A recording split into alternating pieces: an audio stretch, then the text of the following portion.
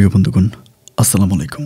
দূরে কাছে দেশে অথবা দেশের বাইরে থেকে প্রিয় বন্ধুরা ঠিক এই মুহূর্তে যেখান থেকে বাস্তব জীবনের গল্প শোনার জন্য আমার সাথে জয়েন করেছেন, আমি আপন। আর যে আপন জীবনের গল্পের 821তম পর্বে আপনাকে বরাবরের মতো স্বাগতম জানাচ্ছি। বন্ধুরা, আজ আমি আপনাকে শোনাবো রংপুরের ছেলে মোহাম্মদ সুফিয়ান হোসেনের জীবনের হৃদয় কাঁপানো চরম ভয়ঙ্কর এক বাস্তব জীবন কাহিনী। বন্ধুরা, আজকের গল্পের টাইটেল যে জাহান্নামের ভয় দেখিয়ে মা আমি দুজনকে বিয়ে করে এক বন্ড হুজুর। দেখেন, এই গল্পের প্রসঙ্গে কথা বলতে গেলে আমার আমি শুধু আপনাকে অনুরোধ করবো যে গল্পটা আজকে মিস করবেন না, কারণ প্রতারণার তো একটা সীমারেখা থাকে। মানুষের সাথে প্রতারণা করে, তারও একটা লিমিট আছে। কিন্তু এই যে ধর্ম নিয়ে ব্যবসা, এই যে ধর্মকে পুঁজি করে এক বিশাল প্রতারণার গল্প আপনাকে অবাক করে দেবে বন্ধু। আজকে কয়েকদিন ধরে আমাদের এলাকাতে, আমার গ্রামে এক ধরনের দরবার হচ্ছে, মিটিং হচ্ছে। সালিশ বসতেছে প্রতি মুহূর্তে। আমাকেও সেই সালিশ অনেকবার ডেকেছে, আমিও গিয়েছি। আমাদের এলাকার অনেক নাম করা একজন সুনামধন্য হুজুর, তিনি দীর্ঘ বৎসর ধরে আমাদের মসজিদে ইমামতি করে। হঠাৎ করে তিনি উধাও হয়ে গেছে গ্রামের অনেক মানুষের টাকা পয়সা নিয়ে। হুজুর মানুষ যেহেতু মসজিদে ইমামতি করে, তাহলে যে কেউ তাকে সাহায্য করে। হুজুর কোনো একটা বিপদে পড়লো, কারো কাছে গেল, আমাকে সাহায্য করেন, আমাকে টাকা ধার দেন, এরকম করে প্রায় গ্রামের অনেক মানুষের কাছ থেকে সে টাকা ঋণ করেছে, ধার নিয়েছে। এবং ধারের পরিমাণ যখন এত বেশি হয়েছে যেটা তার পক্ষে ফেরত দেওয়া সম্ভব নয়, দ্যাট টাইম সে এলাকা ছেড়ে পালিয়েছে। এই যে আমার এলাকার মানুষগুলো হুজুরের উপর থেকে বিশ্বাস হারিয়ে ফেলেছে। এরপরে যে আমার মসজিদে ইমামতি করবে, তার পিছনে নামাজ পড়তে গেলেই কিন্তু মানুষের ওই হুজুরের কথা মনে পড়বে, যে হুজুর তার সাথে চিটিং করে টাকা নিয়ে গেছে। লোকে বলে যে একে পাপ করে 10 ভোগ করে। বন্ধুরা, যাই হোক, আমি আপনাদেরকে অনুরোধ করবো আপনারা গল্পটা ক্ষমাসুন্দর দৃষ্টিতে দেখবেন আর শুনবেন, কারণ আজও আমাদের এই পৃথিবীতে ধার্মিক হুজুর আছে, বুজুর্গ আছে। তারা আছে বলে ধর্ম টিকে আছে এবং আমরা টিকে আছি। গর্ব করে আমরা বলতে পারি যে আমরা মুসলিম ইসলাম ধর্মের অনুসারী। যাই হোক, আমি আশা করব আপনারা শুরু থেকে শেষ পর্যন্ত রংপুরের ভাই সুফিয়ানের জীবনের বাস্তবে গল্পটা শুনবেন এবং গল্প শেষে সুফিয়ান ভাইকে ঠিক আপনার মতো করে একটা মন্তব্য কমেন্ট বক্সে লিখবেন। ধন্যবাদ সবাইকে। সুপ্রিয় বন্ধুগণ, আসসালামু আলাইকুম। আমার নাম মোহাম্মদ সুফিয়ান হোসেন, আমার বাড়ি রংপুর। বন্ধুগণ, আমি আমার জীবনের গল্পটা শুরু করার শুরুতে আপনাদেরকে আমার পরিবারের ব্যাপারে জানিয়ে রাখি। আমার পরিবারে আমি আছি, আমার বাবা আছে, মা আছে, তাছাড়া রয়েছে আমার দাদিমণি সহ আমার একজন কাকা। রংপুর শহর থেকে অনেক দূরে সবুজ শ্যামলে গড়া কোনো এক ছোট্ট গ্রামে আমাদের পরিবারটা ছিল এক উচ্চবিত্ত পরিবার। আমার বাবা পেশায় একজন প্রবাসী। আমি খুব ছোটোবেলা থেকে দেখে আসছি আরবের ওই দেশ কুয়েতে আমার বাবা থাকে, এবং কুয়েত থেকে আমার বাবা আমাদের জন্য অনেক বেশি টাকা পয়সা পাঠাতো। বাবার টাকা পয়সা দিয়ে আমি, মা, দাদি আর আমার কাকা মিলে খুব সুখে শান্তিতে দিনগুলো কাটাতাম। যদিও আমার কাকা বিয়ে করে, কিন্তু কাকি এখানে থাকে না, কাকি থাকে তার বাপের বাড়িতে। কেননা কাকির সাথে আমার মায়ের সম্পর্কটা খুব বেশি একটা ভালো না। আমার কাকা প্রেম ভালোবাসা করে বিয়ে করে, এবং বিয়ে করার পর কাকিকে আমাদের বাড়িতে আনার পরে আমার কাকিমণি কোনো কাজকর্ম করে না, বাসায় কোনো কাজ করে না, এবং সমস্ত কাজগুলো আমার মা একাই করতে হয়। আর মা একা কাজ করে বলে আমার দাদি আমার ওই কাকির সাথে অনেক ঝগড়া করে, এবং ঝগড়ার সূত্র ধরে এক পর্যায়ে আমার কাকি আমাদেরকে ছেড়ে চলে যায় ওনার বাপের বাড়িতে। তখন তিনি তার বাপের বাড়িতেই থাকতো, কিন্তু আমার কাকা আমাদের সাথেই থাকতো। আমার একটা কাকাতো বোনও আছে, যদিও এটা আমার আপন কাকাতো বোন না। আমার কাকির অন্য একটা বিয়ে হয়, অন্য একটা পরিবারে বিয়ে হয়। বিয়ে হওয়ার পরে আমার ওই কাকির ঘরে একটা মেয়ে সন্তান হওয়ার পরে ওই মেয়ে সন্তানটাকে সহ আমার কাকা আমার ওই কাকিকে ওই পরিবার থেকে ভাগিয়ে নিয়ে আসে। এই হচ্ছে আমার কাকির গল্প। তো যার জন্য আমার এই কাকাতো বোনটাকে আমরা অনেক আদর করতাম, যে আমার থেকেও প্রায় 1 বছরের বড় ছিল আমার এই কাকাতো বোনটা, এবং আমার কাকিরও আমার কাকার থেকে অনেক বেশি বয়স ছিল।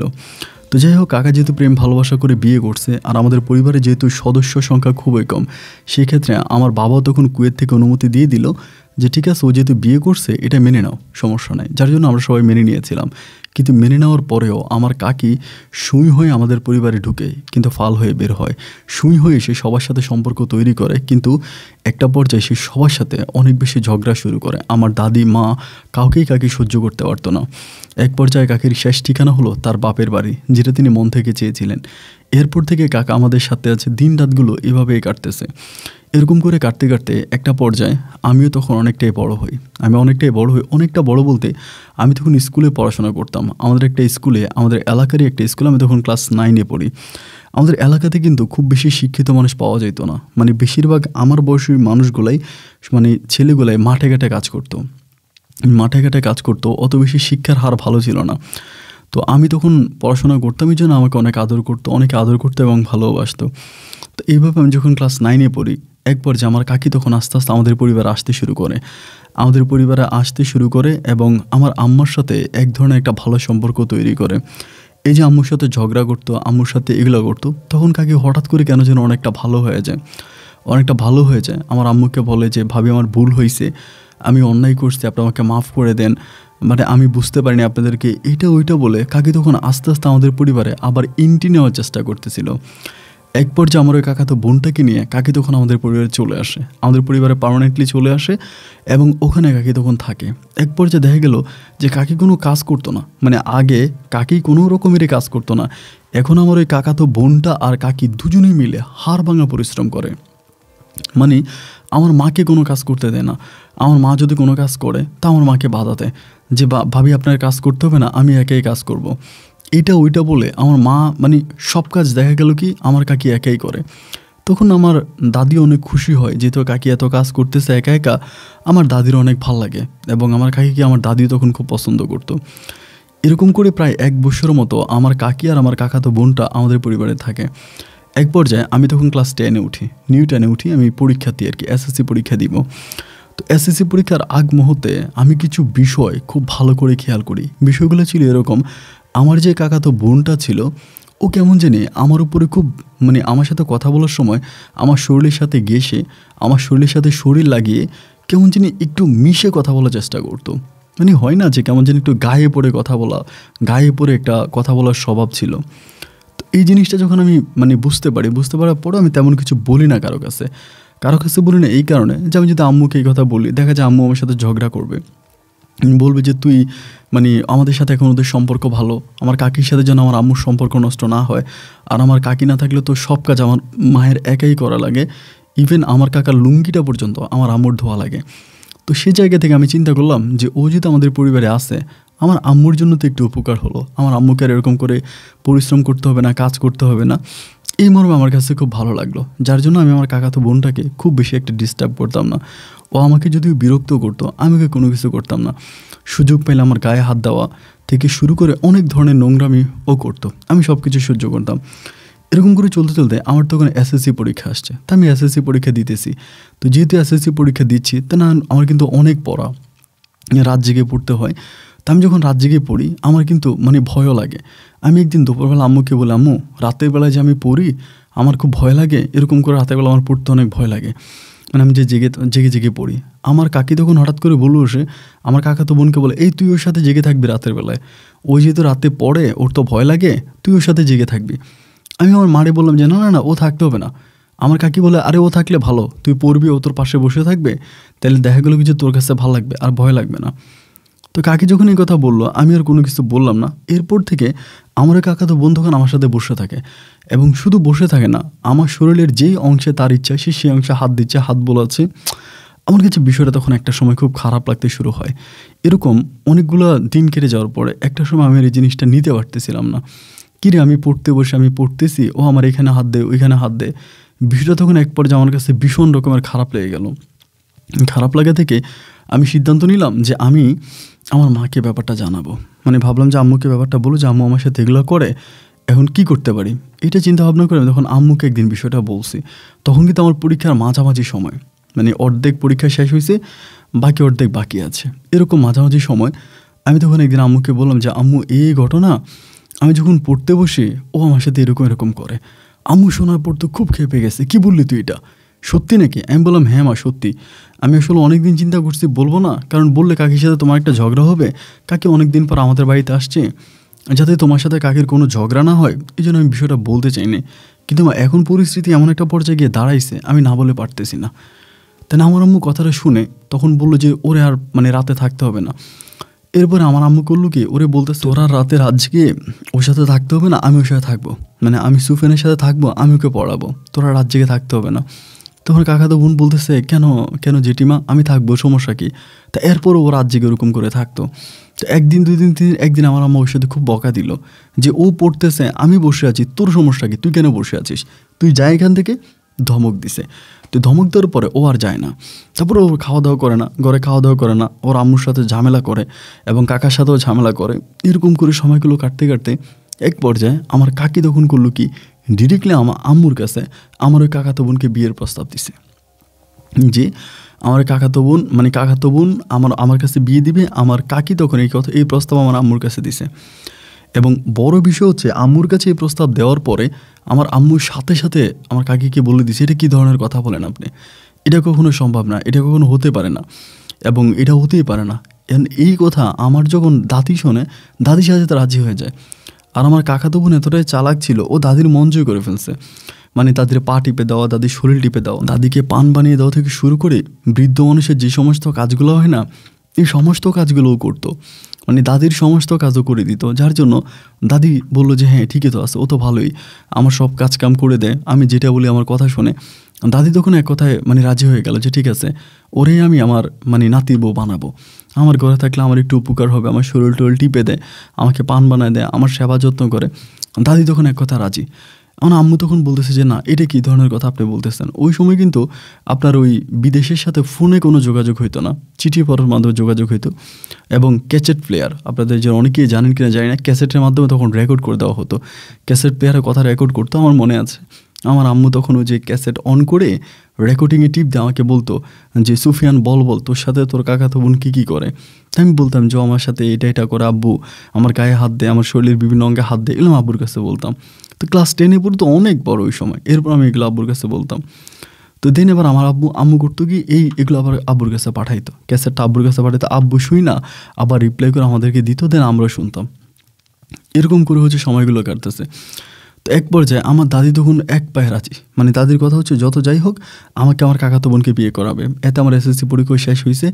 তো এসএসসি পরীক্ষা যখন শেষ হয়ে গেছে, আমার মা তখন আমার বলতেছে যে তুই এখানে থাকার দরকার নেই, কারণ এখানে থাকলে যেহেতু আমার কাকাও রাজি, কাকা তো রাজি এবং কাকাতো বোনও রাজি, কাকাতো বোন তো আমার জন্য পাগলই, কাকিও রাজি এবং আমার দাদিও রাজি হয়ে গেছে। মানে সবাই তখন এক পক্ষে চলে গেছে, শুধুমাত্র মা তখন আমার পক্ষে। আমার আম্মা বলতেছে না, আমার ছেলেকে আমি এই মেয়েকে বিয়ে করাবো না। মূলত এই মেয়ের বাবাকে, তারও কোনো সঠিক ঠিক নেই।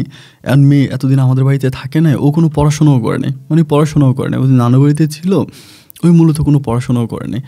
তো এখন আমার দাদি যত যাই হোক সবার কাছে বলতেছে যে আমার নাতিনটা এক ঘরে থাকবে, সমস্যা কি। আমার বউটা মানে আমার নাতিনটাকে মানতে পারতেছে না। মানে এইবার আমার দাদি করলো কি, আমার আম্মুর এগেনেস্টে চলে গেল। আম্মুর এগেনেস্টে গিয়ে এই জনের কাছে ওই জনের কাছে, গ্রামের মহিলা তো সবার কাছে বিচার দিতেছে যে আমার বড় ছেলের বউটা ভালো না, বড় ছেলের বউটা আমার কথা শোনে না, ছোটো ছেলের বউটা খারাপ। মানে যেই কাকিমার সাথে আমার দাদি ঠিকমতো কথা পর্যন্ত বলতো না, মানে কাকির মুখের দিকে পর্যন্ত চাইতো না, মানে এত পরিমাণ কাকির হেট করতো, ঘৃণা করতো। আর এখন আমার এই দাদি বলে কাকি নাকি ফেরেস্তার মতো একটা মানুষ, কাকির সাথে খারাপ ব্যবহার করা যাবে না। আমার আম্মু বুঝে না, আমার আম্মু না বুঝে আমার কাকির সাথে খারাপ ব্যবহার করে, দুর্ব্যবহার করে। মানে এটা ওইটা এমনভাবে বলতেছিল যেগুলো শোনার পরে মানে যে কোনো মানুষ অবাক হয়ে যাবে। আমার আম্মা মানে সারা রাত জেগে জেগে কান্নাকাটি করতো। আর বিশেষ করে মানে কান্নাকাটি করতো, খাইতো না, ঘুমাইতো না। মানে একটা সময় আমার এসএসসি পরীক্ষা দিন শেষ হয়ে গেল, আম্মু তখন আমাকে বলতেছে যে সুফিয়ান তুই একটা কাজ কর, তুই তোর খালাম্মার বাড়িতে চলে যা। মানে আমার তানিয়া খালাম্মা আছে, তো বলে যে তুই তোর তানিয়া খালাম্মার বাড়িতে চলে যা, এই বাড়িতে থাকলে ওরা যে কোনো সময় তোর জোর করে ওই মেয়েকে বিয়ে করাই দিবে। মানে আমার দাদি এরকমই বলতেছে। মানে আমার আম্মু নাকি শুনছে যে আমার ওই কাকাতো বোনকে বলতেছে তুই রাত্রেবেলা ওর ঘরে ঢুকে যাবি, ওর ঘরে ঢুকবি, তারপর আমি ওরে আর তোরা হাতে নাতে ধরে তোরে বিয়ে পড়াই দিব। এরকম করেও নাকি দাদি আমার ওই কাকাতো বোনকে বলছে। আম্মুর কানে নিউজ আসছে, মানে আম্মু এগুলো জানতে পারছে। জানতে পারার পরে আম্মু তখন আমাকে বলে যে তুই এই পরিবার থেকে চলে যা, এখানে থাকলে বাবা আমি তোরে ঠিক রাখতে পারবো না। একটা পর্যায়ে তারা জোর করে হলেও তোর সাথে একটা অঘটন বা একটা ক্ষতি করে ফেলবে। তো এরকম করে আম্মু তখন আমাকে কী করলো, এই বাড়ি থেকে মানে আমাদের বাড়ি থেকে আমাকে বের করে দিল। বের করে তখন আমার খালাম্মার বাড়িতে পাঠিয়ে দিল, আমার তানিয়া খালাম্মার বাড়িতে। তো আমার ওই খালুও কিন্তু বিদেশে থাকে, আমার ওই খালু সৌদি আরবে থাকে। এবং আমার কিন্তু খালাতো কোনো ভাই নেই, শুধু একটা খালাতো বোন আছে, তারিন নাম ওর। তারিন নাম একটা খালাতো বোন আছে, আমার কোনো খালাতো ভাই নেই এবং আমার খালাম্মা এবং ওর দাদা দাদি আছে, তারাও ওইখানে থাকতো। তো এবং আমার ওই খালু কিন্তু অনেক বড়লোক ছিল, এত বড়লোক ছিল যে ওই 2-3 গ্রামে আমার খালুর বাপের জায়গা সম্পত্তির মতো কারো জায়গা সম্পত্তি নেই। মানে এক বাপের এক ছেলে ছিল আমার খালু, তো যার জন্য প্রচুর জায়গা সম্পত্তির মালিক, এবং ওনার কোনো ছেলে নাই, জাস্ট একটা মাত্র মেয়ে, নাম হচ্ছে তারিন। তাই আমি তখন খালামার বাড়িতে চলে যাই। খালামার বাড়িতে যাওয়ার পরে এই যে আমাকে এসএসসি পরীক্ষার সময় এইভাবে ডিস্টার্ব করছিল, আমার ঠিকমতো পড়তে দেয় নাই, যার কারণে আমার এসএসসিতে 3 সাবজেক্টে ফেল আসে। আমি 3টা সাবজেক্টে ফেল করি, এবং ফেল করার পরে আমার আম্মু তখন এই পুরো দোষটাই হচ্ছে আমার ওই খালাম্মা ইয়ের উপরে দেয়, মানে চাচি আমার উপরে দেয়, যে কাকির উপরে, যে তোমার কারণে, তোমার মেয়ের কারণে আমার ছেলে ঠিকমতো পরীক্ষা দিতে পারে নাই, ও পরীক্ষায় ফেল করছে, এটা ওইটা বলে কাকির সাথে প্রচণ্ড রকম তুমুল ঝগড়া করে আমার আম্মু।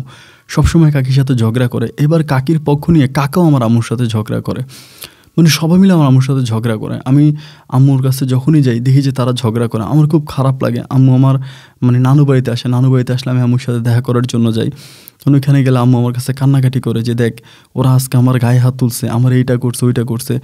আম্মু বাবার কাছে বিচার দিত, চিঠিপত্রের মাধ্যমে আব্বুকে লিখতো যে দেখো আমার সাথে এগুলো করতেছে, আমি কি করব। আমার আব্বু কিছুই বলতো না, কারণ আব্বু বরাবরের মতো আমার দাদির পক্ষে ছিল। মানে আমার আম্মা যতই কিছু বলতো বা যাই করতো, আমার দাদি যেটা বলতো সেটাই, মানে আমার দাদির কথাই শুনতো। এক পর্যায়ে এরকম হলো যে আমার মা আর এগুলো নিতে পারতেছিল না, তারপরেও অনেক কষ্ট করে ওই পরিবারে থেকে গেছে, শুধু আমার মুখের দিকে তাকায়। তা আমি তখন খালাম্মার বাড়িতে থাকতেছি। আবার আমার খালাম্মার অনেক বড় বাড়ি ছিল, বাড়ির বাউন্ডারির ভিতরে মসজিদ ছিল, মাদ্রাসা ছিল, এবং আমার যেই মানে খালুর যেই বাবা আর কি, তিনি আবার অনেক বড় মাপের একজন হুজুর ছিলেন, এক পর্যায়ে অনেক বড় মাপের হুজুর ছিলেন। তো তিনিও দিন ইসলামকে অনেক পছন্দ করে, এবং তিনার নামের উপরে তিনি একটা মসজিদ এবং মাদ্রাসাও তৈরি করে। তো আমি তখন ওইখানে থাকতে থাকতে আমার যেই খালাতো বোনটা আছে তারিন তখন মাদ্রাসায় পড়তো, ক্লাস 9-এ পড়তো। আমি তো মাদ্রাসার পড়াশোনা অতটা বুঝতাম না, তারপর আমি যতটুকু বুঝতাম ওরে পড়াইতাম, মাদ্রাসার ওরে পড়াইতাম, ওরে আমি খুব ভালো করে পড়াইতাম, ও আমার কাছে পড়তো। মানে অঙ্ক ইংলিশ যেটা পারতাম ওইটা পড়াইতাম, কিন্তু ওই আরবি বিষয়টা বুঝতাম না। আরবি বিষয়টা ওদের মসজিদে একজন ইমাম সাহেব ছিল, ওই মসজিদের ইমামের কাছে ও আরবিটা পড়তো। মসজিদের ইমাম সাহেব আরবিটা ভালো পড়তো, আরবিটা ওই মসজিদের ইমামে পড়াইতো। আমি অঙ্ক আর ইংলিশটা পড়াইতাম, আর খালাম্মা তো খালাম্মার মতো করে আছে, এখানেও থাকতো। এভাবে আমি প্রায় 1 বছর মতো আমার খালাম্মার বাড়িতে ছিলাম। 1 বছর খালাম্মার বাড়িতে থাকার পরে দুর্ভাগ্যর নির্মম পরিহাস, আমার খালু হচ্ছে ওই সৌদি আরবে মারা যায়। আমার খালু একটা কোম্পানিতে ড্রাইভ করতো, কোম্পানির গাড়ি চালাইতো, ওইখানে খালু মারা যায়, গাড়ি অ্যাক্সিডেন্ট করে খালু মারা যায়। এবং খালু মারা যাওয়ার পরে গোটা পরিবারটা তখন ভেঙে পড়ে। আমার খালা খুব কান্নাকাটি করে, আমার খালাতো বোনটাও খুব কান্নাকাটি করে, মানে সর্বদিক থেকে সমস্ত কিছু একেবারে নিস্তেজ হয়ে যায়। তো যাই হোক, এক পর্যায়ে প্রায় মাস 2 পরে খালুর লাশ তখন বাংলাদেশে আসে। আমরা ঢাকায় গিয়ে খালুর লাশ সবাই মিলে রিসিভ করে নিয়ে আসি, 2 মাইক্রো মানুষ যাই, এবং 2টা মাইক্রোবাস নিয়ে যায়, একটা অ্যাম্বুলেন্স নিয়ে যায়। ওইখান থেকে খালুর লাশ রিসিভ করে আমরা তখন রংপুরে আমাদের এলাকাতে ফিরগঞ্জের ওইখানে নিয়ে আসি। তো আনার পরে যাই হোক, আমার খালুর আমরা দাফন কাফনের ব্যবস্থা করি, খালুর দাফন কাফন হয়, এবং তখন অনেক দূর থেকে মানুষজন আমার খালুর লাশ দেখার জন্য আসছে। এবং আমার আব্বুও তখন খুব মন খারাপ করছে, আব্বু তো কুয়েতে ছিল, আব্বু মন খারাপ করছে, অনেক মন খারাপ করছে। তো যাই হোক, খালু মারা গেছে। আমার খালুর আর কোনো ভাই বোন ছিল না, এক বাপের এক ছেলে ছিল, এবং আমার খালুর যে বাবা তিনিও তখন বেঁচে ছিল। তো যাই হোক, আমার খালু মারা যাওয়ার পরে আমার খালা একটু অন্যরকম হয়ে গেছে, অন্যরকম মানে অলওয়েজ যে জাহান্নাম জান্নাত এগুলোর ভয় পাইতো, এবং দোজক বেহেস্ত এসব নিয়ে কথা বলতো। কেমন জানি আমার ওই খালা একটু মানে এক ঘরোয়া টাইপের হয়ে গেছে, ঘরের ভিতর বসে থাকে, ঘর থেকে বের হয় না, কি ডাকলেও কারো কোনো কথা শোনে না, কেমন জানি একটু একঘেয়েমি টাইপের হয়ে গেছে আর কি, মানে সারাক্ষণ ঘরের ভিতর বসে থাকে। তো কেউ যদি ডাকে যে আসেন, বেরিয়ে আসেন, বা একটু এটা নিয়ে কথা বলেন, খালাম্মা কারো কোনো কথার কোনো মূল্যায়ন করে না, কারো কথা কোনো শোনে না, জাস্ট ঘরের ভিতর বসে থাকে। তো আমার খালু মরে যাওয়ার পরে আমার খালাতো বোন তারিন তখন আমার উপরে মানে ও আমার সাথে অনেক ভালোভাবে মিশে গেছে, অনেক ভালোভাবে মিশছে। ওর বাবা মারা তো খুবভাবে মানসিকভাবে অনেক ভেঙে পড়ছে। এরকম না যে তাদের কোনো অভাব অনটন ছিল, মানে পারিবারিক কোনো টাকা পয়সা বা খাওয়া দাওয়ায় কোনো অভাবে আছে, তা কিন্তু না, কারণ আমার ওই খালুর কিন্তু অগাধ সয় সম্পত্তি ছিল, জায়গা সম্পত্তির অভাব ছিল না। দেখা যায় মানে একটু জায়গা যদি বিক্রি করে তাহলে সারা জীবন তারা পায়ের উপর পা তুলে খাইতে পারবে। কিন্তু সেখানে আমার খালু কিন্তু কোনো জায়গায় বিক্রি করে নাই, বরং খালু সৌদি আরবে গিয়ে আরও জায়গা কিনছে। দেন আমার খালুর যে বাবা আছে তিনিও যথেষ্ট ভালো মানুষ, একমাত্র দিনের পথে ইসলামের পথে উনি টাকা ব্যয় করে, বাট এছাড়া নিজে একটা ভালো কাপড়ও গায়ে দেয় না, মানে নিজের সম্পদ বিক্রি করে একটা ভালো একটা কাপড়ও গায়ে দেয় না। এরকম করে সময়গুলো কাটতে কাটতে আমার এই খালাতো বোন, আমি তখন তারিনের সাথে খুব ভালো করে মিশছি। মাঝে মাঝে রাতের বেলা আমার খালার মার বাড়ির আশেপাশে এখানে ওইখানে ঘুরি। আর ওই সময় খালু মারা যাওয়ার পরে খালা ঘর থেকে বেরোইতো না, ঘরের ভিতরে বসে থাকতো।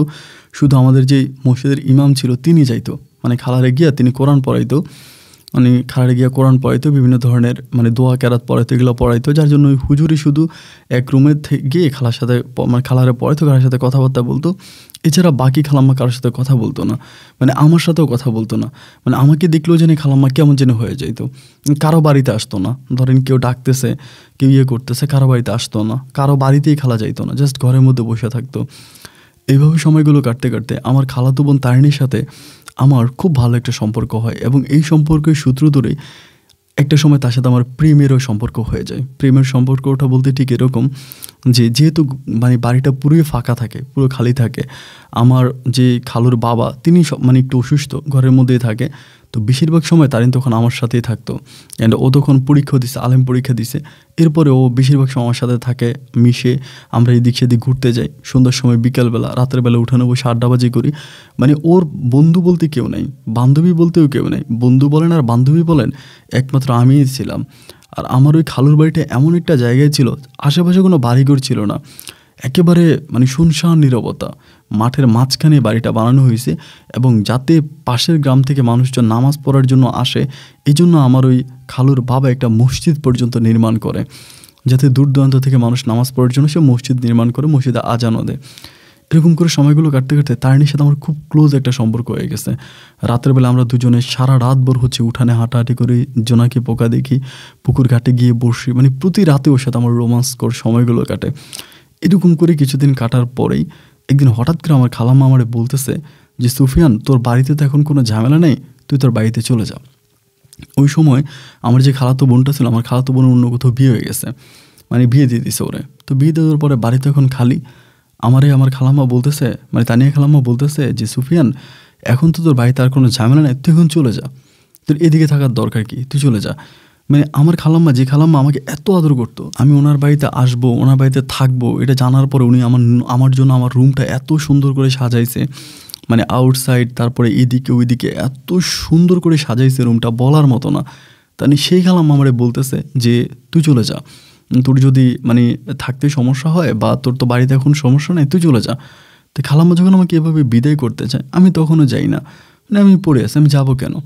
এরকম করে দু একটা দিন পরে খালাম্মা আমাকে সবসময় বলে যে, তুই এখানে তো থাকার তোর কোনো দরকার নাই, তুই চলে যা। আমাকে বিদায় করার জন্য যেন খালা উঠে পড়ে লাগছে।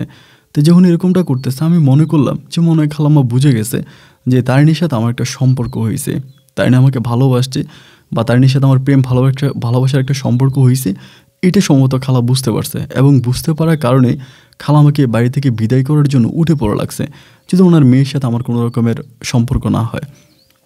এরকম করে যখন খালা বলতেছে, একটা পর্যায়ে আমারও তখন রাগ লাগছে, দূর, খালা যেহেতু এরকম করেই বলে, আমি আর খালার বাড়িতে থাকবো না। তাই আমি তখন আমার বাড়িতে চলে গেছি।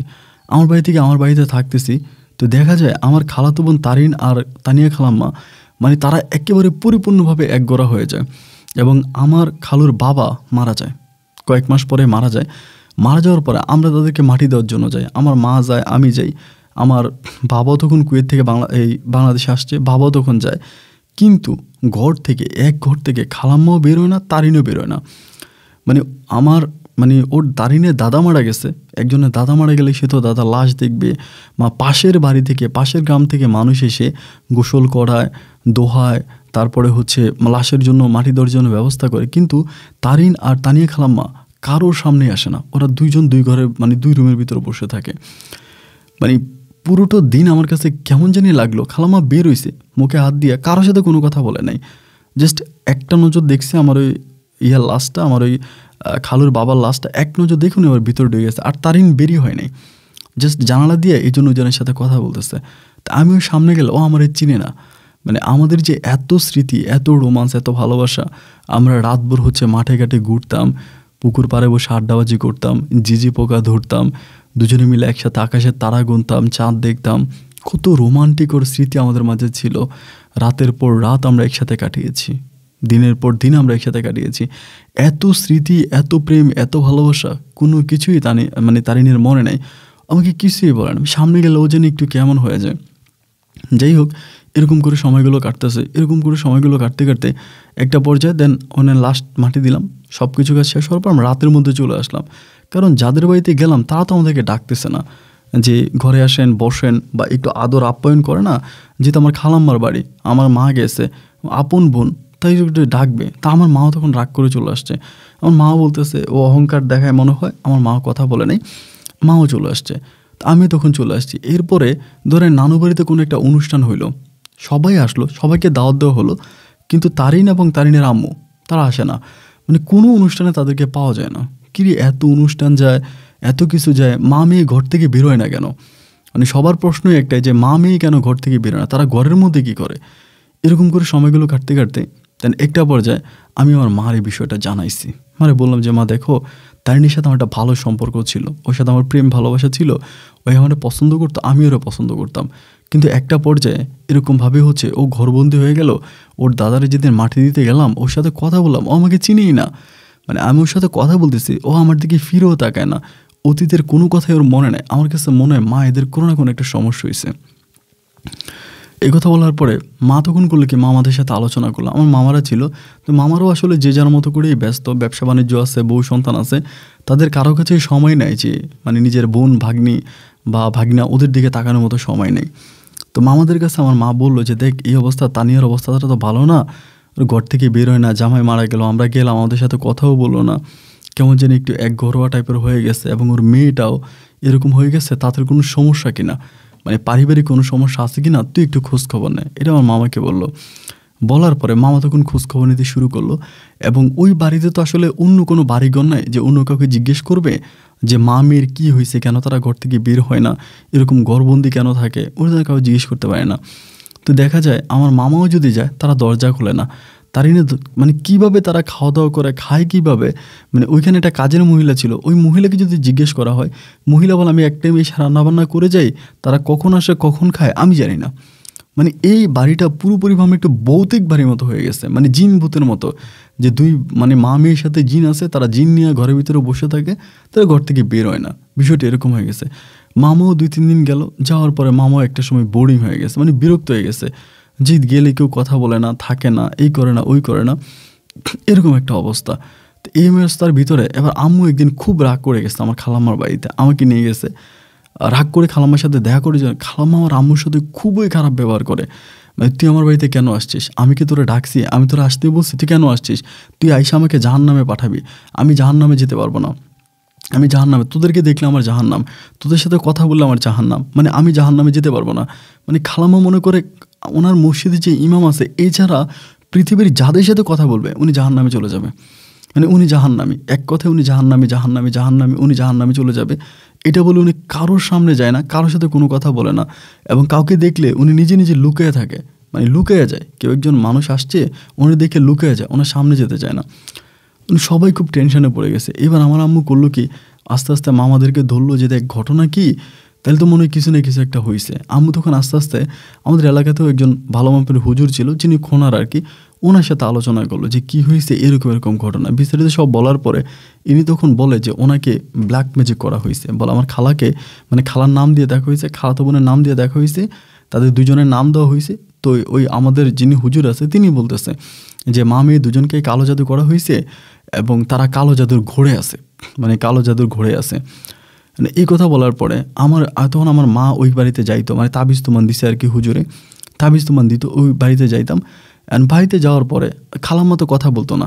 এবার আমার আম্মা আমারে বলতেছে যে সুফিয়ান তুই জোর করে ওই বাড়িতে থাক, আমাকে বলে যে তুই জোর করে থাক, তোরে বের করে দিলে তুই আসিস না, এবং তারা মা মেয়ে করেটা কি এটা দেখবি। এগুলো আমাকে তখন আমার খালাম্মা ওই বাড়িতে, মানে আমার মা ওই বাড়িতে আমাকে রাখছে। এখন রাখার পরে আমার খালাম্মা তো খুব রাগ, আমার চেহারাও দেখেন, আমি এই বাড়িতে আসছি কেন, আমার চেহারাও দেখেন, আমার সাথে কথাও বলে না। অ্যান্ড এইভাবেই 2-3 দিন কাটার পরে আমি একটা বিষয় দেখে খুব অবাক হয়ে গেলাম। এদের মসজিদের যে হুজুরটা আছে ওই হুজুরটার আমার আগেও ভালো লাগতো না। মানে সে খুব ভয়ঙ্কর টাইপের একটা মানুষ ছিল, এতটাই ভয়ঙ্কর ছিল তার দিকে তাকালেই ভয় লাগতো। অ্যান্ড অন্য গ্রামের মানুষ তারা দেখতেই পারতো না, মানে নামাজ পড়তে এই মসজিদে কেউ আসতো না, একেই নামাজ পড়তো, একে আজান দিত, একেই মসজিদে নামাজ পড়তো, একেই সে সব কিছু করতো। ওই আশেপাশের মানুষগুলো, যে গ্রামের অন্য মানুষগুলো, তারা কেউ দেখতে পারতো না, তার কথা কেউ শুনতেও পারতো না। সবাই বলতে এ ভণ্ডা, এ ভালো না। এদিকে কখনো তারিণীর রুমে ঢুকতেছে, কখনো আমার মামানির রুমে মানে আমার খালামনির রুমে ঢুকতেছে, মানে দুইজনের রুমেও মানে পারস্পরিকভাবে ঢুকতেছে বেরোইতেছে। এই বিষয়গুলো তখন আমার মাথায় আসলো।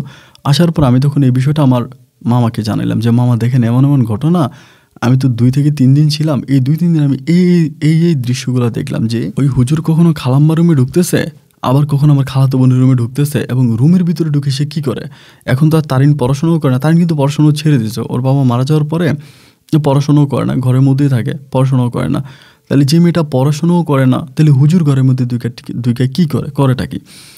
এমত অবস্থার ভিতরে আমার মামা, বড় মামা তখন একদিন আসছে, আবার সাথে আমার আব্বুকে নিয়ে আসছে। আসার পরে হুজুরে বললো যে দেখেন এই এখন তার আপনার প্রয়োজন নাই, মানে এই গ্রামে তখন প্রায় 2টা গ্রামে 2টা মসজিদ হয়ে গেছে। তো ওনারা বলে যে মসজিদটাও আছে, ঠিক আছে মসজিদ আছে, মানুষ নামাজ পড়বে, যেহেতু সাথে একটা অনেক বড় রাস্তা আছে, মেন রাস্তার মতো, তো রাস্তা দিয়ে মানুষ যাতায়াতের সময় নামাজ পড়বে, মসজিদটা ঠিক আছে, কিন্তু আপনি থাকার দরকার নেই। আমার মামা ডাউট করে যে কিছু না কিছু একটা এখানে হয়েছে, তো আপনি থাকার দরকার নেই, আপনি চলে যান। এটা বলার পরে আমার মামা হুজুরে বিদায় করে দিবে এইটা বইলা জাস্ট ঘরে আসছে, আমার খালার সাথে দাও নিয়ে গেছে, মামাকে কূপ দিয়ে কেটে ফেলবে। তোর এত বড় সাহস যে আমাকে মানে জান্নাত থেকে মানে জাহান্নাম থেকে জান্নাতে নিয়ে যাবে, যে আমাকে দোজক থেকে বেহেশতে নিয়ে যাবে, তুই তারাই বের করে দিবি, আমি তো তোরা জিন্দা রাখবো না, আমি তোর গলা কেটে ফেলবো, আমি তোকে বাঁচতে দিব না। মানে এরকম অবস্থা যে খালা আমার মামারে জবাই দিয়ে দিবে, মানে কেউ খালারে ধরে রাখতে পারতেছে না। সবাই মিলে কিরি এরকমটা কেন করতেছে, মানে পাগলামির তো একটা লিমিট থাকা দরকার। আমার খালা মানে মাত্রায় অতিরিক্ত পাগলামি করতেছে। এবার খালার পাগলামি দেখে সবাই বুঝে গেছে যেখানে কিছু না কিছু একটা হয়েছে। এইবার কিছু না কিছু একটা হয়েছে বইলে আবার আমার মামা আর মা মিলে একটা বড় হুজুরের কাছে গেছে, আমাদের রংপুরেরই অনেক বড় মাপের একজন হুজুর। ওনার কাছে যাওয়ার পরে উনি তখন ডিরেক্টলি বলতেছে যে ওই মসজিদের হুজুর কিছু না কিছু করছে, মা মেয়ে দুজনকে কিছু না কিছু করছে, এবং যার জন্য তাদের এই অবস্থা। তো এই কথা বলার পরে দেন আমার মামা তখন করলো কি, ওই হুজুরে তো আর বিদায় করতে পারে না মসজিদ থেকে, মানে হুজুরের মসজিদ থেকে বিদায় করলে আমার খালা এরকম রেগে যায়। তারপর আমার খালাকে আর আমার খালাতো বোনকে জোর করে ওই বাড়ি থেকে নিয়ে আসছে আমার নানু বাড়িতে, একদম জোরাজোরি করে মা মেয়ে দুজনকে একরকম বন্দি করে আমার নানু বাড়িতে নিয়ে আসছে। তো নানু বাড়িতে আনার পরে আমিও তখন আমার নানু বাড়িতে, এবার আমার খালাতো বোনের সাথে তারিণীর সাথে আমার মামা আমার বিয়ে দিয়ে দেবে, মানে বিয়ে দিলে হয়তো তারা ঠিক হবে, বা কেন তারা এরকম একঘরোয়া হয়ে গেল, কেন কারোর সাথে কথা বলে না, ঘর থেকে বের হয় না, মানে এরকম কেন। তো যার জন্য তারিণীর সাথে আমার আমার মামার আমার বিয়ে দিয়ে দিবে, বিয়ে ঠিক করছে, তারিণী আমাকে বিয়ে করবে না, ওর কথা একটা আমাকে বিয়ে করবো না। এবং হুজুর আমাদেরকে, মানে ওর মা যে কথা বলে ও একই কথা বলে যে হুজুর আমাকে জাহান্নাম থেকে জান্নাতে নিয়ে যাচ্ছে, আমাদেরকে দিনের আলো দেখাচ্ছে, আমাদেরকে ভালো রাখবে, হুজুরের কাছে জান্নাত আছে, জাহান্নাম আছে, হুজুরের কাছে সব, মানে এক কথায় তারা হুজুরের খোদা মানতে শুরু করছে। যাই হোক, তারপর আমার খালুকে আমার এই মামারা কী করলো, একরকম জোর করে এই আমার সাথে তারিণীর বিয়ে করাই দিল। দেন বিয়ে করাই দিয়ে আমি তখন তারিণীটি নিয়ে আমাদের বাড়িতে গিয়ে উঠছি। ওই সময় কাকা আর কাকি তখন আলাদা বাড়িতে থাকতো, আমরা আলাদা বাড়িতে থাকতাম। ওই ঝামেলার পরে তখন তারা আলাদা হয়ে যায় আর কি। ওই যে আমার কাকাতো বোনকে আমার কাছে বিয়ে দিতে চাইছিল, এরপরে দুটো পরিবার সম্পূর্ণ আলাদা হয়ে যায়। এইবার আমি যখন আমার বাড়িতে নিয়ে যাই তারিণীরে, ওই আমার বাড়িতে থাকে না, আর খালামও ওই বাড়িতে থাকে না, মানে মা মেয়ে দুজনকে পানি পড়া, তাবিজ পড়া, অনেক কিছু করাইতেছি। তো এরকম করতে করতে খালা কিছুটা লাইনে আসছে, মানে মোটামুটি একটু লাইনে আসছে, বাট তারিণ কোনোভাবে লাইনে আসে না, ওরা লাইনে রাখাই যায় না। খুব কষ্ট করে প্রায় 1.5 মাসের মতো আমাদের বাড়িতে থাকে। 1.5 মাস পরে এরই মাঝে ওই যে হুজুরটা, ওদের যে মসজিদে হুজুর ছিল, হুজুর কিন্তু চলে গেছে। এর ইমামতি করতো যখন আমার খালাতো বোন আর খালা চলে আসছে, ওই হুজুরও চলে গেছে, মসজিদ ফালাইও চলে গেছে। 1.5 মাস আমি তারিণকে নিয়ে সংসার করি বহু কষ্টে 1.5 মাস সংসার জীবনের পরে তারিণ হঠাৎ করে, মানে কথা নাই বার্তা নেই, আমার বাড়ি থেকে পালায় গেছে। ওরে আর পাওয়া যায় না। শুধু একটা কথাই সবসময় আমার বলতো যে আমি তোমার কাছে থাকলে জাহান্নামে যাব, হুজুরের কাছে থাকলে জান্নাতে যাব। তোমার কাছে থাকলে জাহান্নামে যাব, হুজুরের কাছে থাকলে মানে জান্নাতে যাব। তুমি আমাকে দুজকে নিবা, হুজুর আমাকে বেহেশতে নিবে, আমার হুজুরকে লাগবে, এগুলোও সবসময় বলতো। তো কেন এইসব কথা বলতো, কী কারণে বলতো, ওইসব তো আর আমরা জানি না রে ভাই। 1.5 মাস পরও তখন পালাই গেছে আমার বাড়ি থেকে। ওরে পাই না পাই না পাই না, ওনার মেয়েকে যে পাওয়া যাচ্ছে না। খালা তখন বলতেছে কি আমার মেয়ে জান্নাতে চলে গেছে, ও এখন বেহেশতে আছে, ও বেহেশতের কাছে চলে গেছে, ও এখন বেহেশতে আছে, এগুলো বলে। মানে খালার হুজুর কবিরাজ অনেক কিছু দেখে, তাবিজ তোমার দেখে মোটামুটি কিছুটা ভালো করছে, মানে মোটামুটি কিছুটা, মানে পাগলামি তো করেই বাট একটু কমছে, পাগলামিটা একটু কমছে, আগের থেকেও একটু মোটামুটি লাইনে আসছে। তো খালা লাইনে আসছে কিন্তু আর খালাতো বোনরে পাইতেছি না। ওরে বিভিন্ন জায়গায় এখানে ওইখানে অনেক জায়গায় খুঁজতেছি, মানে পাওয়া যাচ্ছে না। এমন করতে করতে খালা অনেক অসুস্থ হয়ে গেছে, মানে প্রচণ্ড রকমের অসুস্থ, এত যে অসুস্থ মানে খালা মানে খাটতে করতে পারে না, মরে যাবে। তারপর আমরা অনেক ডাক্তার দেখাইলাম, তারপর খালার ফুল বডি আমরা চেক আপ করতে নিলাম রংপুর মেডিকেলে। ফুল বডি যখন চেক আপ করলো, ওই ফুল বডি চেক আপের ভিতরে আমার খালার হাতের ভিতরে মানে মাংসের ভিতরে এক ধরনের তাবিজ পাওয়া গেছে, এক ধরনের তাবিজ পাওয়া গেছে, যে মানে ইয়ে দিয়ে পেঁচানো তাবিজ পাওয়া গেছে হাতের ভিতরে, যেটা অনেক ছোট, একদম ছোট, মানে এটা জাস্ট অপারেশন মনে হয় যেন কেটে খালার হাতের ভিতরে ঢুকাইছে। এবং কী দিয়ে ঢুকাইছে, কীভাবে ঢুকাইছে ওটা তো আর বলতে পারি না, কিন্তু এটা খালার হাতের ভিতরে পাওয়া গেছে। ডাক্তার অপারেশন করে এটা বের করছে। এটার ভিতরে জাস্ট 3টা ওয়ার্ড লেখা ছিল ভিতরে, এটা কাগজ নাকি সেটা জানি না, বাট একটা স্লেটের মতো, ওখানে 3টা ওয়ার্ড ছিল, অতটুকুই। তো ওইটা আবার আমার মামারা পুড়ে ফেলছে, আগুন দিয়ে পুড়ে ফেলছে। এরপরে খালা মোটামুটি অনেকটাই ভালো হয়ে গেছে। মানে আগে যেরকম পাগলামি করতো, বলতো হুজুর আমার জান্নাত, হুজুর ছাড়া জাহান্নাম, এগুলো বলতো, এখন মোটামুটি ভালো হয়েছে। ভালো হওয়ার পরে তারিনীর জন্য কান্না করতেছে, তারিন কোথায় গেল কোথায় গেল। এবার হুজুরের মুখে মানে আমার খালাম্মার মুখে এক বিস্ময়কর কথা শুনে আমরা সব অবাক হয়ে গেলাম, যে আমার খালাম্মা নাকি ওই হুজুরকে বিয়ে করছে। খালাম্মা বলে ওই হুজুরকে আমি বিয়ে করছি এবং হুজুর আমাকে জান্নাতে নিয়ে যাবে, এই বলে হুজুর আমাকে বিয়ে করছে। কিভাবে বিয়ে করছে, আমিও কলমা পড়ছি, হুজুরও কলমা পড়ছে, এইভাবে কলমার মাধ্যমে আমাদের বিয়ে হয়েছে। তারিনের কথা জিজ্ঞেস করে, তারিনের সাথে কোনো খালা বলে আমি জানি না তারিনের সাথে কিছু হয়েছে কিনা, বা তারিনকে আমি জানি না। মানে খালা এবার নিজেই বুঝতে পারতেছে যে তাকে এতটা দিন শুধুমাত্র একটা ধাঁধার ভিতরে রেখে দিয়েছে, মানে সে যে একটা ব্ল্যাক ম্যাজিকের সময় মানে একটা ব্ল্যাক ম্যাজিকের ভিতরে ছিল এটাও বুঝতে পারে, যে তাকে তাবিজ তুমান করে বন্দি করে রাখা হয়েছে, ঘরবন্দি করে রাখা হয়েছে, তাকে একঘরোয়া করে ফেলা হয়েছে, তাবিজ তুমান করে তার জীবন নষ্ট করছে। এগুলো আমার খালা তখন পরিপূর্ণভাবে বুঝে, কিন্তু বুঝে তো কোনো লাভ নেই, ওই সময় আর তারিনকে পাওয়া যাচ্ছে না। আমরা বিভিন্ন ধরনের মানে আইনি সহযোগিতা নিই, এখানে ওইখানে বিভিন্নভাবে সহযোগিতা নিচ্ছি, তারিনের কোনো খোঁজখবর পাওয়া যায় না।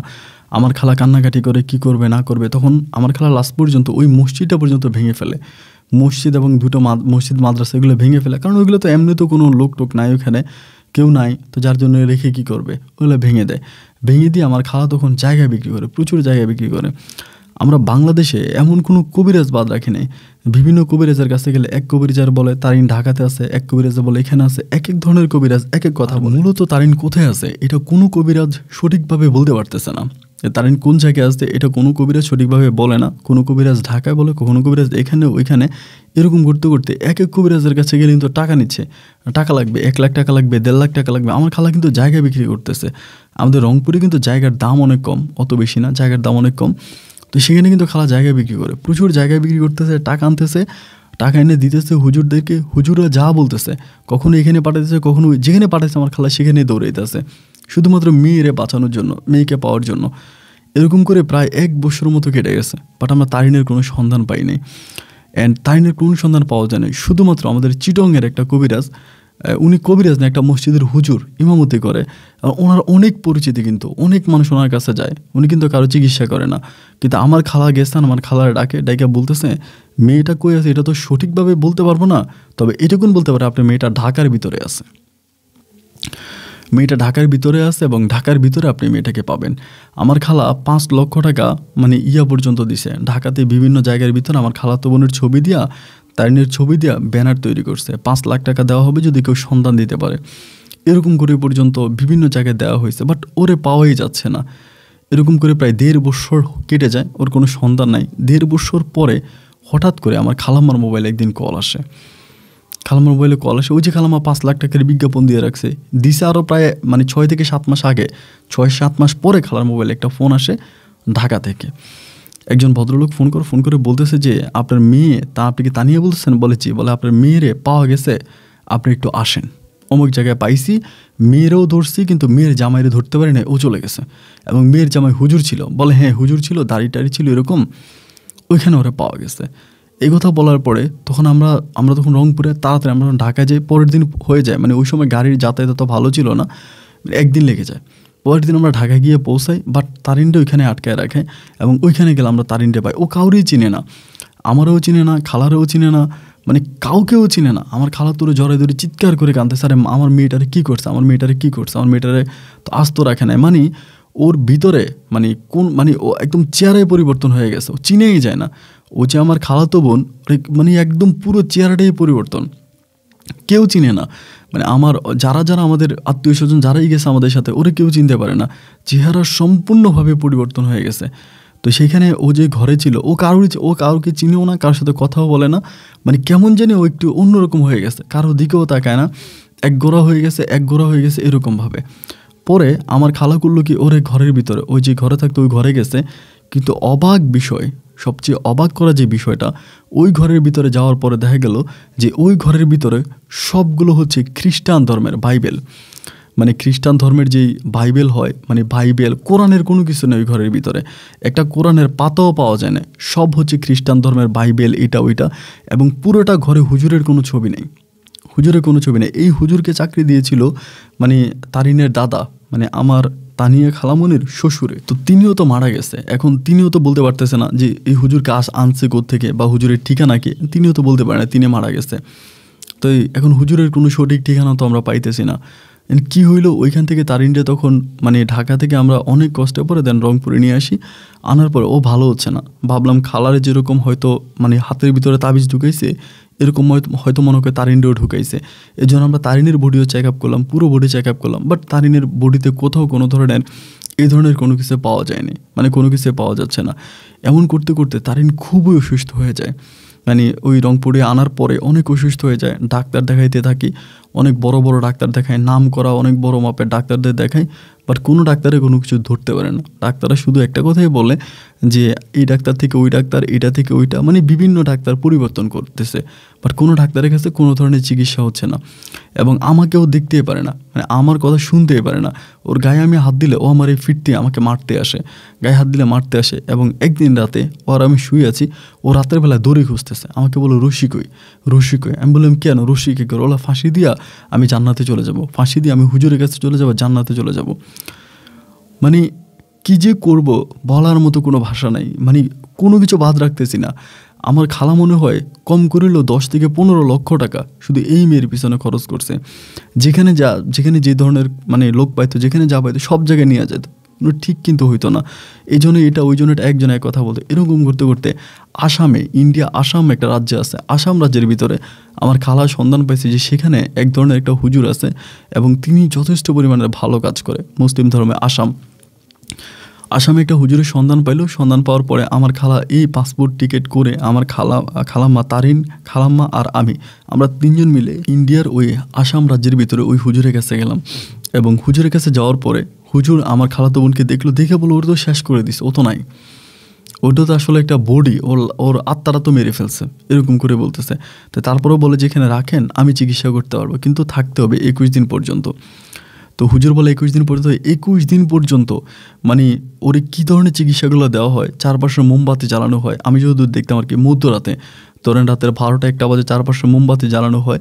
এবং মোমবাতি জ্বালানোর পরে এই মোমবাতিগুলো মানে পর্যন্ত মোমবাতিগুলো চারপাশে জ্বালিয়ে ওগুলো মানে একদম শেষ হওয়া পর্যন্ত ওর ওইখানে বসে রাখতো। ও এরকম করে শুয়ে যেতে চাইলে ওকে বাড়ি মারতো, এরকম বেত নিয়ে বসে রাখতো, বাড়ি মারতো, বসায় রাখতো, মানে শুইতে দিত না, বসায় রাখতো। একদম মোমবাতিগুলো যেন একসাথে জ্বালানো হইতো, সবগুলো মোমবাতি জ্বলা শেষ দেন ওরে উঠাইতো। এবং প্রতি রাতে ওর মানে হাতে পায়ে হলুদ মাইখা, যে কাঁচা হলুদ মেয়ে তারপরে ঘুমাইতে দিত। হাতে কাঁচা হলুদ, পায়ে কাঁচা হলুদ, কপালের মধ্যে কাঁচা হলুদ, এগুলো মাইখা তারপরে ওরে ঘুমাইতে দিত। এরকম করে ওকে শোয়াইতো। এইভাবে প্রায় 18 দিন পর্যন্ত চলে। 18 দিন পরেও কিছুটা স্বস্তির দিকে আসে। মানে যেরকম মানে যে পাগলামিগুলো করতো, যে সিনক্রিয়েটগুলো করতো, এগুলো আস্তে আস্তে কিছুটা কমায় দেয়। সর্বদিক থেকে মোটামুটি একটু ভালো হয়। ভালো হওয়ার পরে ওরে আবার আমরা তখন বাড়িতে নিয়ে আসি। প্রায় 26 দিন আমরা ইন্ডিয়াতে থাকি, 26 দিন আসাম থাকি, 26 দিন পরে ওকে আবার বাংলাদেশে নিয়ে আসি। তো তো ওই সময় কিন্তু ও খুব ভালো, আলহামদুলিল্লাহ কোনো ঝামেলা নেই, খুব ভালো এবং আমার সাথেও থাকতেছে, ঠিকমতো খাওয়া দাওয়া করতেছে, সর্বদিক থেকে ঠিক আছে। আমার খালোও ভালো, ও ভালো। এমন করতে করতে তখন বাচ্চা কনসেপ্ট করে, মানে বেবি কনসেপ্ট করে। বেবি কনসেপ্ট করার পরে আমার খুব খুশি, আলহামদুলিল্লাহ আমার একটা মেয়ে সন্তান হয়। এবং মেয়ে হওয়ার পর আমার মা বাবা তারাও খুশি, খালাম্মাও খুশি, মামারাও খুশি, সবাই তখন অনেক খুশি। তো মেয়ে সন্তানটা হওয়ার পরে মানে ওর মেয়েটা হওয়ার পর ও তখন আমাদের বাড়িতেই থাকতো, মানে আমাদের এখানে থাকতো। এবার আমার এই খালাতো বোন, মানে আমার আমার যে চাচাতো বোনটা ছিল, মানে যার বিয়ে হয়ে গেছে, ও তখন আসে আমাদের বাড়িতে। আসার পরে আমরা তখন ওরে বলি যে ওই জন্য তখন আমাদের সাথে ভালো, আমার চাচাতো বোনটা আমার সাথে খুব ভালো, কোনো ঝামেলা নাই। ও তখন এই তারিণীর সাথে উঠতো, বসতো, এখানে ওইখানে যাইতো, বিভিন্নভাবে তারিণীর সাথে ভালো একটা সম্পর্ক ছিল। এরকম করতে করতে ও কি তারিণের কানে কোনো কিছু দিয়া দেয় নাকি কী কারণ ওইটা জানি না, তারিণ হঠাৎ করে আমাকে সন্দেহ শুরু করে।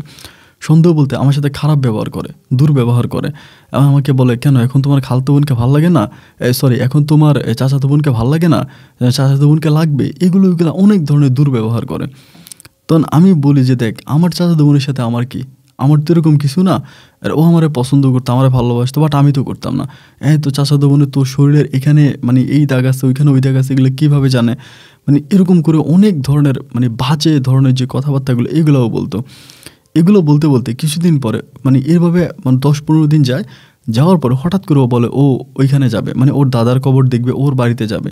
তো আমরা যেই আসাম রাজ্যে যে কবিরাজটার কাছে নিয়ে গেছিলাম, মানে হুজুরের কাছে নিয়ে গেছিলাম, ওই হুজুরটা কিন্তু আমার খালামণিকে বলে দিছে, আমাকে বলে দিছে যাতে তারিনকে কখনোই সে জায়গায় না নিয়ে যাওয়া হয় যে জায়গায় ওই হুজুরের বসবাস ছিল। এটা হোক ঢাকাতে কিংবা ওদের বাড়িতে, অরিজিনাল যে বাড়িতে যে মসজিদে হুজুর ইমামতি করতো, ওই মসজিদের কাছেও যাতে তাকে নিয়ে যাওয়া হয়। তা হঠাৎ করে বলতেছে আমি দাদার কবর দেখবো, দাদার কবর দেখবো, এগুলো বলার পর আমার খালাম্মা তখন নিয়ে গেছে, আমিও গেছি, সাথে আমার আম্মুও গেছে। এই কবরটা যেদিন দেখে আসছে, ওই দিন আসার পর থেকে রাতের বেলায় শুয়ে আবার বিড়বিড় করে আগের মতো কথা বলতে শুরু করে, রাতের মধ্যে ঘুমায়, আমি জান্নাতে যাব, আমার জান্নাত মনে হয় হারাই গেছে, এরকম আবার শুরু করছে। তারপর খালাম্মা চিন্তা করতেছে কী রে, তা আবার এরকমই করতেছে। দেন ওকে আবারও তখন আমাদের আসাম রাজ্যে তখন আবার ওকে নিলাম।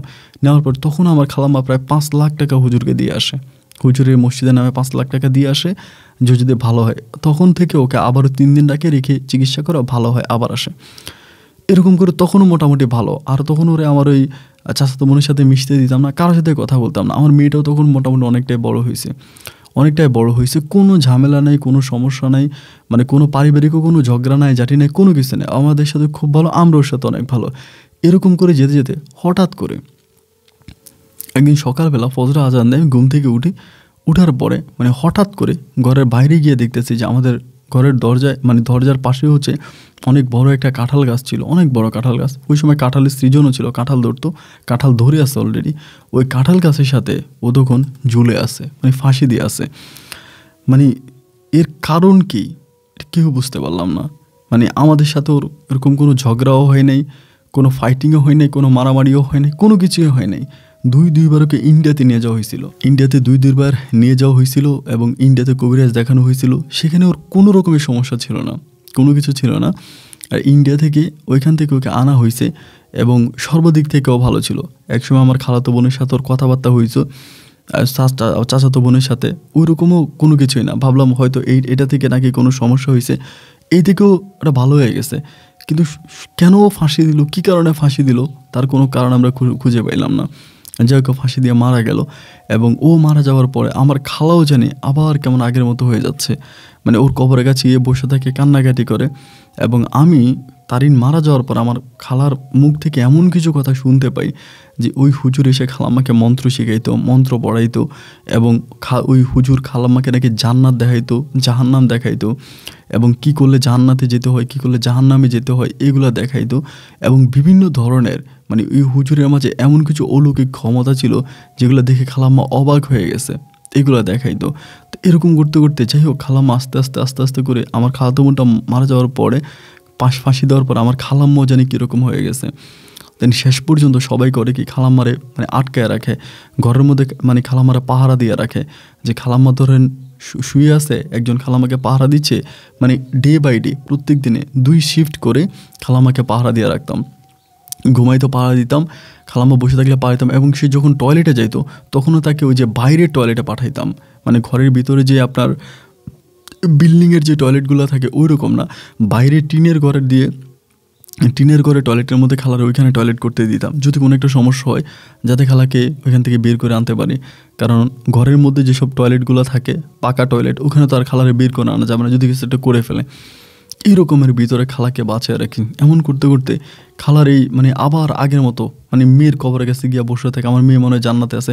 মানে কিছুটা সময় ভালো তো কিছুটা সময় খারাপ, কিছুটা সময় ভালো তো কিছুটা সময় খারাপ, এরকম করে সময়গুলো কাটতে কাটতে শেষ পর্যন্ত আমার খালা মানে কেন কী কারণে কোনো কিছুই বুঝি নাই, এই হঠাৎ করে আবার এই কথাবার্তা বলতে এই পাগলের মতো হয়ে গেছে এবং একটা পর্যায়ে খালা পরিপূর্ণভাবে পাগল হয়ে গেল। এটা তারিন মারা যাওয়ার পরে পরিপূর্ণভাবে পাগল হয়ে গেল। 2017 সালের দিকে 16-17 দিকে পরিপূর্ণভাবে পাগল হয়ে গেল। এবং পাগল হয়ে যাওয়ার পরে যখন আপনার 19 শেষ 20 সালে করোনা যখন আসছিল, করোনার সময় খালার আর ঘরে বন্দি রাখা যেত না। অনেক কবিরাজের কাছে নিয়েছিলাম, অনেক কাজে নিয়েছিলাম। কেউ বলে মেয়ের শোকে পাগল হয়ে গেছে, কেউ বলে স্বামীর শোকে পাগল হয়ে গেছে, কেউ বলে স্বামী নাই মেয়ে নাই কিচ্ছু নাই এই জন্য পাগল হয়ে গেছে। আবার কেউ বলে যে ওই বন্ড হুজুর যে ছিল ওই হুজুরের সম্ভবত ব্ল্যাক ম্যাজিক করছে, দূর থেকে কিছু একটা করছে, এই জন্য এরকম হয়ে গেছে। কারণ হুজুরের কাছে তো ওনার অনেক পোশাক আশাক ছিল, এগুলো দিয়ে মনে কিছু একটা করছে। বাট করোনার সময় খালাকে ঘরে বন্দি করে রাখা যেত না, তাই করোনার সময় তো সবাই ঘরের মধ্যে থাকতো, আমার খালা ঘরে থাকতো না। একটা সময় এরকম করে বাইরে হাঁটাহাঁটি করতে আমার খালা মারে করোনা পজিটিভ হওয়ার পরে সেখান থেকে খালাম্মাকে হসপিটালে নিয়ে যাওয়া হয়। 2020 সালের নভেম্বরে আমার খালাম্মা মারা যায় ঢাকা মেডিকেল কলেজে।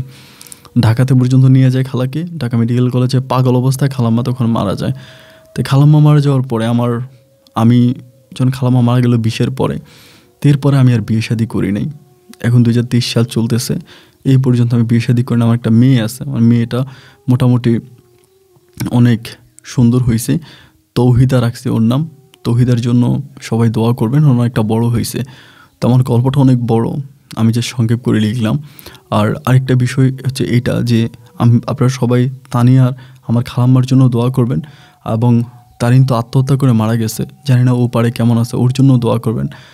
ও কীভাবে মারা গেল সেটাও বুঝতে পারিনি, ওকে যেন আল্লাহ পারে ভালো রাখে। তো সবাই আমার জন্য দোয়া করবেন, আমি আপনাদের জন্য দোয়া করি। ভালো থাকবেন, আসসালামু আলাইকুম।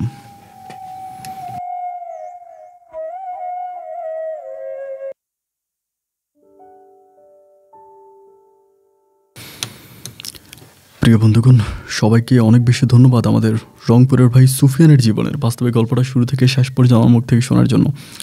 আমি তো গল্পটাকে কিছুটা নিজের মতো করে বলে আপনাদেরকে একটু মোটামুটি বড় করছি। ওনার গল্পটা উনি খুবই ছোটো করে পাঠিয়েছে, ওনার মতো করে বলতে গেলে হয়তো 5 থেকে 6 মিনিটে গল্পটা বলা শেষ হয়ে যেত। উনি এটার কোনো বিস্তারিত লেখে নাই, এটা থেকে ওইটা কীভাবে হলো সেখানে অনেক বিস্তারিত অনেক কথাবার্তা থাকে। বাট উনি কথাবার্তাগুলো না লিখে একদম স্পিরিটলি ওনার গল্পটা জাস্ট একটু কয়েক কলমের ভিতরে লিখে দিছে। তো আমি গল্পটা প্রচার করতাম না, গল্পটা শুধু এই কারণে প্রচার করলাম যে এই গল্পটা থেকে আসলেই কোনো কিছু শেখার আছে। যারা ব্ল্যাক ম্যাজিক, কালো জাদু অথবা এরকম অনেক খ্রিস্টান ধর্মাবলম্বী বা বিভিন্ন ধর্মাবলম্বী মানুষজন আছে যারা ইসলাম প্রচার করতেছে বিভিন্ন ধরনের লেবাস ধরে। কারণ আমরা দাড়ি টুপি দেখলে মনে করি ওর মতো বুজুর্গ, ওর মতো আল্লাহওয়ালা কেউ নেই। আমি আমার জীবনের গল্পের অনুষ্ঠান করতে গিয়ে অনেক দাড়িওয়ালা টুপিওয়ালাকে এমনও কাজ করতে দেখেছি যেটা আপনি স্বপ্নেও চিন্তা করতে পারবেন না। তো দাড়ি আর টুপি থাকলেই মুসলমান হয় না। যদি দাড়ি থাকলেই মুসলমান হতো তাহলে বিশ্বকবি রবীন্দ্রনাথ সবচেয়ে বড় মুসলমান হইতো। তো এই জন্য মানুষ চিনতে হবে, আর মানুষ চিনেই হচ্ছে পৃথিবীর সবচেয়ে কঠিন কাজ। যে মানুষ চিনতে পারে সে মানুষের কাছ থেকে দূরে থাকে। জানেন এই হুজুর আসলেই কী ছিল? সুফিয়ানের মতে ওই হুজুরকে ঢাকা যেই রুমে তারিনকে নিয়েছিল ওই রুমের ভিতরে হুজুরের অনেক কিছু পাওয়া গেছে। লাইক হচ্ছে অনেক ধরনের খ্রিস্টান ধর্মাবলম্বী অনেক বই পাওয়া গেছে, মুসলিমের কিছু পাইনি।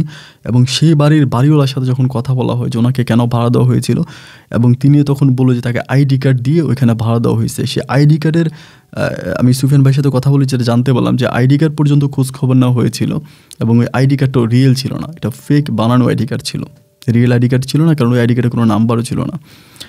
তো যাই হোক, এখন বড় বিষয় হচ্ছে এরকম ঘটনা যাতে অন্য কারোর সাথে না ঘটে। তবে আমার গল্প বলা অন্য কারোর সাথে এরকম ঘটনা ঘটলে আপনি যদি সাবধান হন, আপনি যদি সচেতন হন, এই গল্প থেকে যদি কিছু শিখতে পারেন, তবে আমার গল্প বলা সার্থক। বন্ধুরা সবাই ভালো থাকবেন, সুস্থ থাকবেন, আপনাদের সুস্থ থাকার প্রত্যাশা। আমি আপনার আজকের মতো এখানেই বিদায় নিচ্ছি। দেখা হবে অন্যদিন অন্য কারো বাস্তব জীবনের গল্প নিয়ে। আল্লাহ হাফেজ এন্ড আসসালামু আলাইকুম।